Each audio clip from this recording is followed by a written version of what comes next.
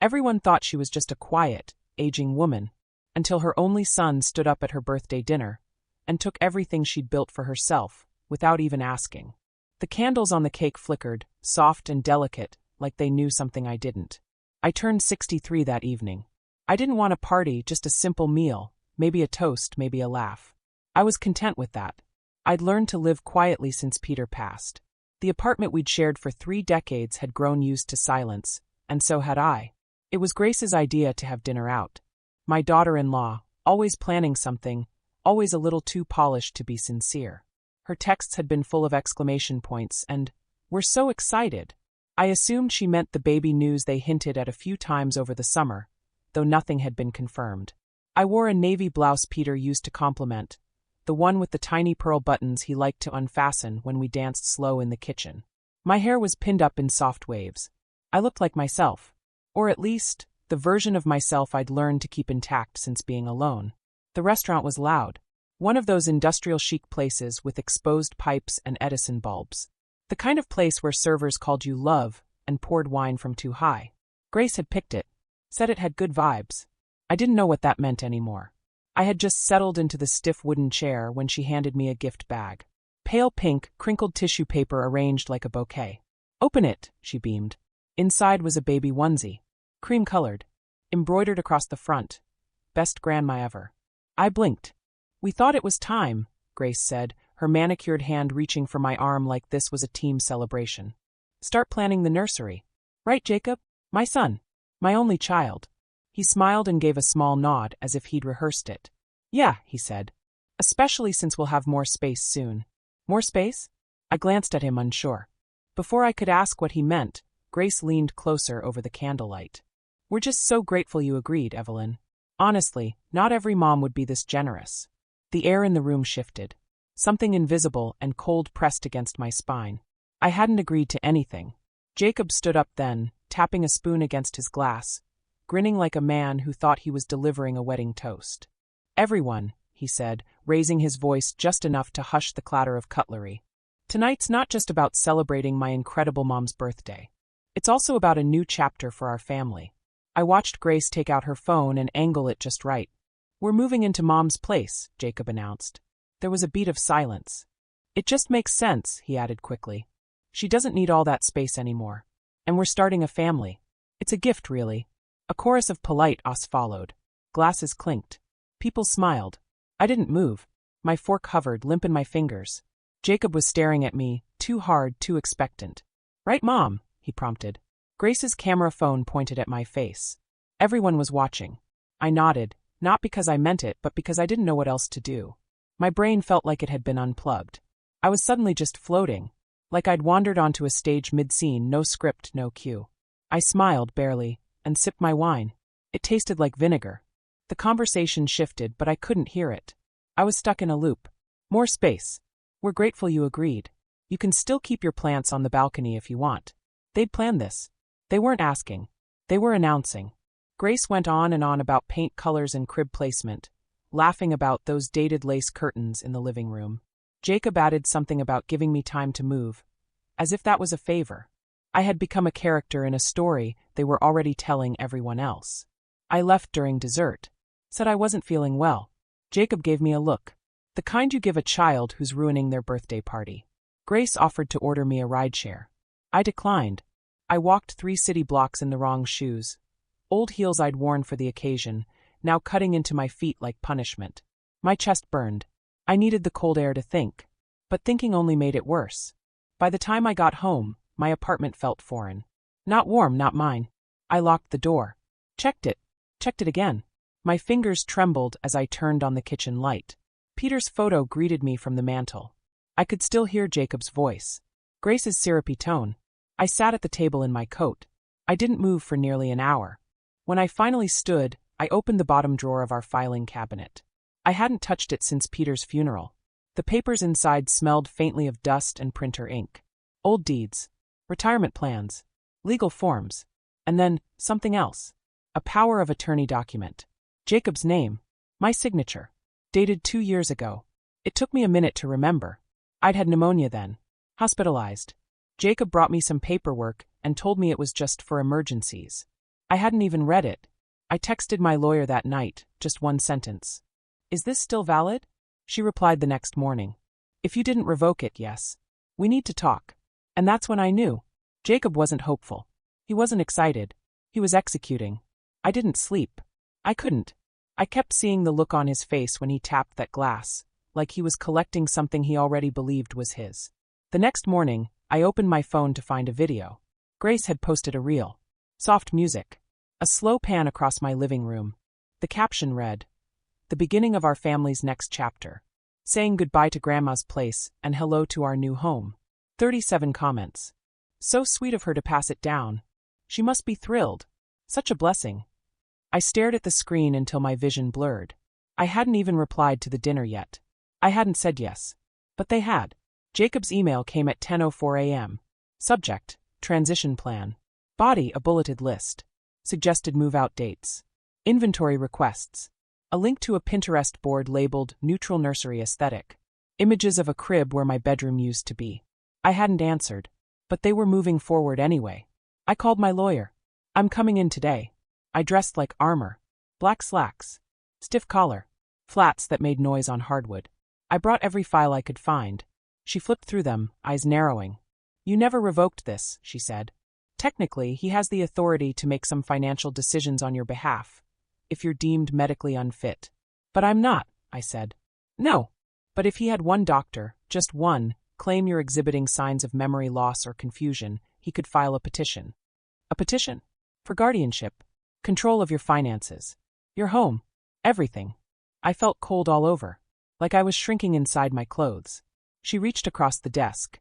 We revoke this today. And from now on, everything goes through me. Don't respond to anything without checking. I nodded. My voice had vanished. When I got home that afternoon, I nearly cried when the key didn't work in the front gate. Turns out, the lock was just stiff with the cold. But for a terrifying moment, I thought they'd changed it already. That night I didn't eat. I didn't sleep. I made a list. Everything I'd paid for in Jacob's life. College tuition. Wedding flowers. Half the catering. An IVF loan they never used. He knew how to say baby, and watch me melt. But this was theft. At midnight, I opened the photo albums from the hallway closet. Peter in his workshop. Jacob at 8, missing 2 front teeth. Grace at the engagement party, fake smiling next to me. I closed the book. Picked up my phone. We need to talk. Not through announcements or Pinterest boards. 4 hours later, a reply. Thumbs up. That's when I knew I wasn't his mother anymore. I was just a name on a deed. And he wasn't going to ask again. 3 days after the dinner, it arrived. No knock, no warning. Just the soft slide of a manila envelope under my door while I was rinsing shampoo from my hair. I almost slipped on it, barefoot and dripping. Inside, a preliminary transfer agreement, residential property. My name typed in bold on the signature line. Jacob's name below it. Grace's name next. Attached was a note that read like a thank you card, though it wasn't handwritten. No rush. Just need this signed before Friday to move forward with bank approvals. Thanks again, Mom. Bank approvals. They weren't just dreaming. They were mortgaging my life before it had even been handed to them. I called my lawyer. Her voice was calm but surgical. They're acting like you've already agreed. If you sign anything, even by accident, it's over. Shred it. And don't leave it lying around. I stared at the papers, now damp from my wet hands. My reflection in the microwave door behind me looked pale. Small. Disposable. But that moment burned something into my bones. They weren't waiting for permission. They were building a paper trail. A stage play, where I was the silent, agreeable backdrop. Not anymore. That night, I emptied the filing cabinet. Not to clean it, but to arm myself. I found it, tucked deep in a hospital folder from my chest infection 2 years back. A limited authority financial proxy form. Jacob's name. My scribble of a signature. A timestamp right after an 4-bag change, when my mind was fogged and my lungs still crackled with infection. He had told me it was just insurance stuff. I had signed blindly. Like a mother. Like a fool. My lawyer confirmed later that night. If they get a doctor, any doctor, to claim mild confusion, they can challenge your decision-making. Not win, necessarily, but stall. Freeze your assets. Delay everything. And if I had replied to one email, if I'd said sure without reading the fine print, if I'd texted back a smiley face, that could be spun as consent. I sat frozen in my robe, replaying the dinner.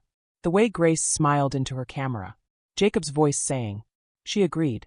She said we could. He wasn't being careless. He was laying groundwork. And I had let them. The next morning, I froze my credit. Changed all my banking passwords. Removed Jacob from my emergency contacts. Started screenshotting everything. No more mom texts. No more smiley face replies. Only silence and evidence. I called the building manager that afternoon. Who accessed the gate last night? I asked. Pause. Jacob. Said he was checking on you. I hadn't asked him to. I hadn't even known he still had a spare key. Can the lock be changed? I asked. He hesitated. We'll need a formal request. I'm making one. That night, I moved all my important documents into a metal lockbox. I put it under my bed. I stopped drinking wine with dinner. Stopped taking sleep aids. I needed every neuron awake. I started journaling, everything. Even a fake grocery list, just to show my handwriting. My logic. My clarity. Because the second someone says, she's forgetful. No one listens to what you remember. 2 days later, she came. Grace. At my door, sugar-sweet smile, holding a white gift bag and an iced coffee with my name misspelled on the cup. I opened the door just enough to show my face, not enough to let her in. Thought I'd stop by, she chirped. Hazelnut cream, extra ice, your favorite. I didn't reach for the cup. You didn't text first. She giggled, brushing hair behind her ear. I figured a surprise would be nice. She pushed the gift bag toward me. Vitamins, she said, her voice lowered like a secret. Prenatals. We're hoping. I blinked. You're pregnant. She placed a hand on her stomach like she was already glowing. We weren't going to say anything, but after dinner, it just felt right. I said nothing. Her eyes were too alert. Too eager. She wasn't pregnant. I knew it. A few minutes later, I made the mistake of stepping away for a moment, to turn off the stove. She wandered in. Straight to the kitchen. Opened the fridge. Pulled out a sparkling water, didn't check the label. No pregnant woman does that casually. Then she began floating through the apartment like a realtor at an open house. This couch might need replacing, she mused. The hallway feels tight. Maybe knock out this closet. And the curtains, well, you know. She ran her fingers along the bookshelf Peter built. This is a bit outdated. We can donate it, right? I didn't answer. I watched her open drawers that weren't hers. Peek into my laundry room. Comment on the furniture like she'd already marked it sold. She walked into my sewing room. This would make a perfect nursery, she said. You don't want to be climbing stairs anyway. I didn't shout. I didn't cry. I just asked quietly. When did your doctor confirm the pregnancy? She blinked. Fast. Too early for tests, she stammered. I just know. So no ultrasound? No blood work? Her smile cracked. We're going Monday. Right, I said. Obviously. When she went to the bathroom, I peeked in her purse. A manila folder. Inside, floor plans of my apartment. Hand-sketched furniture placements. A printed Zillow estimate. They weren't just moving in. They were flipping it. Maybe even selling it. I took photos. Every page. Put the folder back. When she returned, I was on the couch. Do you want to stay for dinner? I asked. She looked surprised. Then flattered. Sure. Should I call Jacob? No. Just us. I served her frozen pasta and flat wine. I let her talk about accent walls and lullabies. She left at 8 o'clock sharp. Still smiling. She had no idea. That night, I created a folder on my phone. Proof. Screenshots. Photos. Voice memos. Time-stamped notes. I wasn't scared. I was preparing. This wasn't family. It was fraud. At dawn, I called Iris. An old friend. Retired real estate agent. Lived 3 towns over with roses in her backyard, and an ex-husband she refused to unblock. She answered on the first ring. Talk to me, she said. And I did. I told her everything. From the baby onesie to the Zillow printouts. She listened, didn't interrupt. Then she said, You need to disappear before they know you've woken up. She offered to quietly list my apartment to private buyers. No online listings. No photos. Just word of mouth. Cash buyers only. You'll make less, she warned. But they won't see it coming. I said yes. I said yes. That day I played dumb. Liked Grace's Instagram post. Replied yum. To a picture of their pasta dinner. Posted my own photo, meatloaf and peas. Caption. Nothing beats home cooking in a cozy home. They still thought they had time. They didn't. 3 days later, I made an offer on a 2-bedroom cabin near a lake. Quiet. Out of state. No family ties. The owner, a widower with arthritis, accepted my all-cash offer. No inspection delays. No questions asked. I hired Frank from church to help pack. Didn't ask for discounts. Didn't tell him why. He moved Peter's tools, my wedding china, and the photo albums in one afternoon. I changed my emergency contact to Iris. Updated my mailing address to a P.O. box. Scheduled a delayed mail-forward start date. Had the utilities cut off using a story about moving in with a cousin for medical care. Everyone apologized. I accepted. Politely. Every day I smiled online. Texted Jacob like normal. Answered none of his calls. But behind the curtain, I was severing the wires. Then Grace posted a video.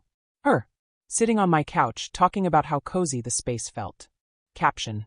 Soon to be ours but always Grandma's legacy. 2,000 views. I didn't cry. I screenshotted it. Filed it under proof. That evening I left one sign. An empty suitcase by the door. Grace would see it. She'd tell Jacob. They'd think I was going on a trip. Not vanishing. They didn't know the deed was already in escrow. The closing date, 72 hours away. Cash. No contingencies. Just like Iris promised. The knock came the next day. Sharp. Not friendly. I didn't answer. Then his voice. Mom. Open the door. I didn't move. He tried his key. It didn't work.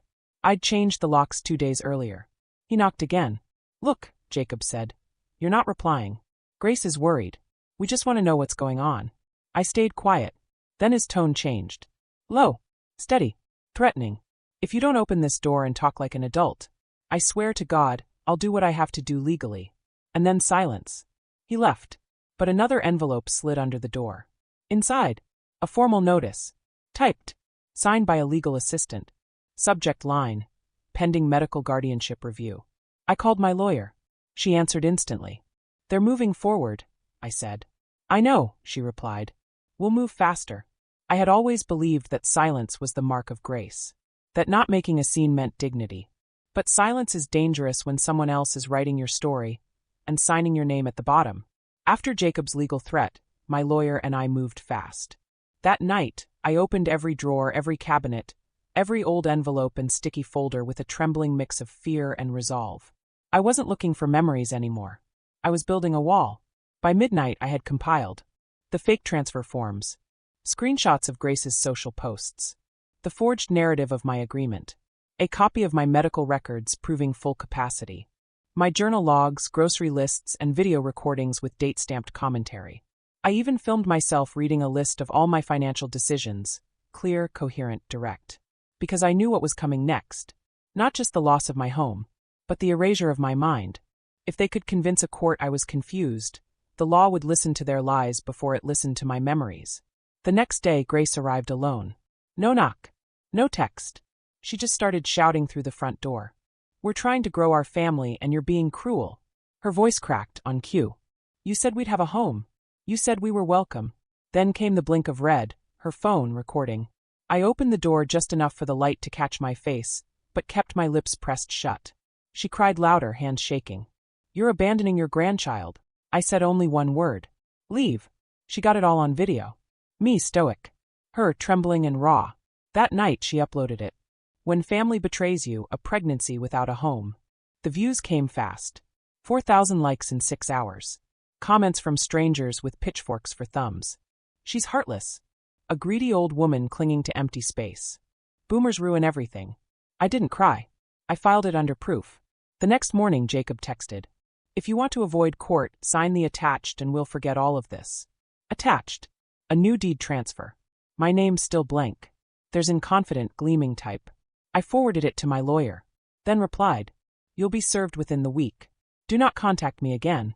And then I shut off my phone. By sundown I was packed. Keys in one hand. Final letter in the other. I left a short note for the new buyers. Everything here is yours now. Except the silence. That I'm taking with me. At 4:35 a.m., I rolled my suitcase down the cracked sidewalk I had once swept every Sunday. Not once did I look back. Iris met me at a gas station outside the city. 2 coffees. No questions. We drove 4 hours in silence, watching the sunrise bloom like forgiveness behind the trees. The cabin was smaller than the photos and twice as quiet. No smart doorbell. No neighbors watching. Just pine trees, lake wind, and the soft hum of my breath finally returning to my chest. I didn't unpack. I just stood in the empty kitchen, holding the keys to my new life. 3 days passed. I turned my phone back on. 37 missed calls. 19 voicemails. Over 60 texts. From Jacob. From Grace. From family members I hadn't heard from in years. But it was the group chat screenshots that hit hardest. Ashley had sent everyone the crying video. Jacob had written a narrative. That I had flipped their future home behind their backs. That I'd abandoned them in the middle of a pregnancy. That I was unstable, bitter, selfish. And worse, people believed it. My own sister messaged. I hope you come to your senses. Family should stick together. They'd rewritten the whole story. And cast me as the villain. But then, like a spark in the dark. Melissa. My niece. Always too smart to be fooled. She messaged privately. Aunt Evelyn, I don't buy any of this. You okay? I replied. Safe. And done. She sent back a heart emoji. And in that moment, I realized. Not everyone had forgotten who I was. The apartment sale closed 3 days later. Funds transferred. Deed filed. No contingencies. No delay. My lawyer called. They won't risk filing guardianship now, she said. We have a complete timeline and airtight records. If they challenge it, they'll lose. I had already updated my will. Weeks ago. Every dollar I had. Every photograph. Every piece of land. Every seed of freedom. Now belonged to a trust I'd created in Peter's name. Its mission. To help older women escape financial and emotional abuse by family. Jacob and Grace weren't just cut out. They were legally barred from contesting anything I left behind. That evening, I sat on the cabin porch with a glass of water and watched the sun tuck itself beneath the lake's edge. Quiet. Not lonely. Just wide. And mine. My phone buzzed. Jacob again. If Dad could see you now, he'd be disgusted. I didn't reply. Because I knew what Peter would have said. He would have said. She should have done it sooner. It started with a box. Slim. White. Wrapped in tissue and ribbon. No note. No return address. Inside. A framed sonogram and a card. Can we start over? A&J. But I knew the image. It wasn't theirs. It was a stock photo from a pregnancy app Grace had posted months ago as a vision board. They had printed it. Framed it. Mailed a lie. I placed it on the counter. Never touched it again. 2 days later, an email. Subject. Dinner. Body. We'll be in your area this weekend. No pressure. Just family. I didn't respond. But on Saturday night, I watched from the kitchen window as a silver SUV crept up the gravel road. They got out, dressed too well for a pop-in. Grace in heels. Jacob with a bottle of wine. They knocked. Soft at first. Then louder. Mom, we just want to talk. We drove all this way. I didn't open the door. Grace's voice cracked again. You're shutting out your grandchild. Is that what you want? I stood still. Not angry. Not afraid. Just done. They stayed for 22 minutes. Then left the wine on the porch step. The label read, Forgiveness, Pinot Noir. I poured it down the drain. That night, Jacob sent one last message. You win. Hope it was worth losing your family. I screenshotted it. Saved it. Then deleted his contact for good. The next morning, I had coffee with my neighbor, Claire. Divorced after 40 years. Now made soaps from her garage and told the best dirty jokes I'd heard in a decade. I told her about the fake sonogram. She laughed, dry and sharp. People get real creative when money's involved. But you didn't fold. That makes you dangerous now. I smiled for the first time in weeks. Dangerous. That felt new. And true. That week, I bought a raised garden bed. Planted thyme and mint. Joined the local co-op. Started teaching a class on sewing. When my phone buzzed again Friday afternoon, it was an unknown number. I let it go to voicemail. Curiosity one. It was Grace. Hi, Evelyn. It's me. I know things got messy. We're still hoping to keep a door open for the baby. For the future. Please call. I deleted it. Because the only door they needed to see was the one they could never walk through again. It wasn't a courtroom scene. No slammed gavels. No family gasping as the will was read. Just a quiet office. A cloudy Thursday morning. And a pen that didn't shake in my hand. Across from me sat Annette, my lawyer, my shield, flipping through the final documents. This is it, she said. It's binding. They can't contest any of it. I signed the last page and slid it back. Done. Jacob and Grace weren't just out. They were airlocked from everything. No fallback clause. No sweet second chances. The cabin. The savings. Even the silver photo frame that held Peter's last note to me. All of it now belonged to a living trust in Peter's name. The Quiet Exit Fund, a community endowment for women like me, who didn't scream, who didn't fight, who just left and never looked back. 2 days later, Melissa called. "I think Jacob knows," she said. "How?" "He's posting quote pictures again. Betrayal always comes from those closest to you. You know the type." I laughed. "For real this time." Then she added, "And Grace changed her bio to chosen family only." I laughed harder. Let them post. Let them stew. Let them quote scripture and subtle shame their way through Instagram. They lost the right to my name the moment they tried to steal it. A week later, I got a letter from the charity's board. The Quiet Exit Fund was officially live. My deposit had gone through. My cabin secured under the trust. My story now the beginning of someone else's freedom. I tucked the letter in my drawer next to my tea bags and smiled for the first time without flinching. That night, I opened a bottle of sparkling water, sat outside with a wool shawl over my shoulders, and looked up at the stars. I scrolled through the photos from the apartment sale, just out of curiosity. A young couple had bought it, newly married, judging by their caption. In one photo, I saw the old bookshelf Peter built. Still there. Still standing. They hadn't torn it out. They'd put plants on it. And just like that, I felt the last stone lift off my chest. Closure isn't always dramatic. Sometimes it just looks like a bookshelf staying right where it belongs. Later that night, I got a message from an unfamiliar number. Not family. Not friends. Jacob's old college roommate, of all people. Saw what they did. You were right to cut them off. Wish my mom had done the same before my sister drained her dry. I replied, "Thank you." Because the truth was, I hadn't just saved myself. I'd named something real. Something that hides behind fake smiles and holiday photos. Something that happens to thousands of people quietly, without a single witness. And I had walked away from it. They'd wanted a fight, but I gave them silence. And silence, I was learning, is louder than any scream. 6 months passed. I stood barefoot on the cabin's back porch, a mug of mint tea in hand. The thyme was blooming, small purple flowers stretching toward the sunrise. I hadn't heard from Jacob or Grace in 2 months. Not since the final legal notice barring them from contacting me about any estate matters. They didn't contest the will. They didn't try again. I think they finally understood. I wasn't just gone. I had ceased to exist in the world they were building. The version of me they thought they could manage. She had vanished. And someone sharper had taken her place. My life became simpler. Mornings in the garden. Afternoons volunteering at the Women's Center. Evenings learning chess from Claire, who insisted I had killer instincts under all that politeness.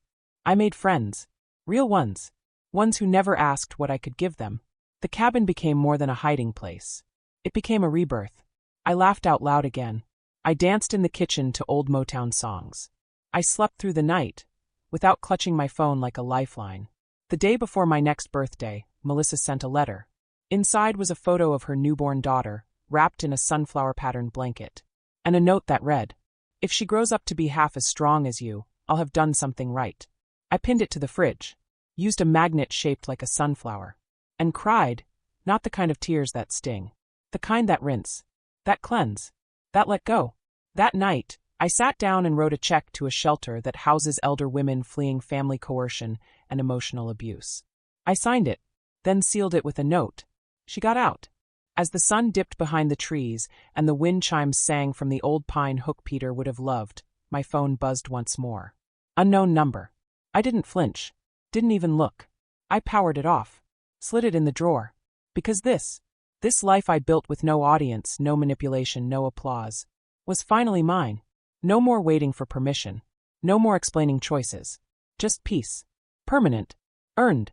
And for the first time in decades, that silence didn't feel like absence. It felt like arrival.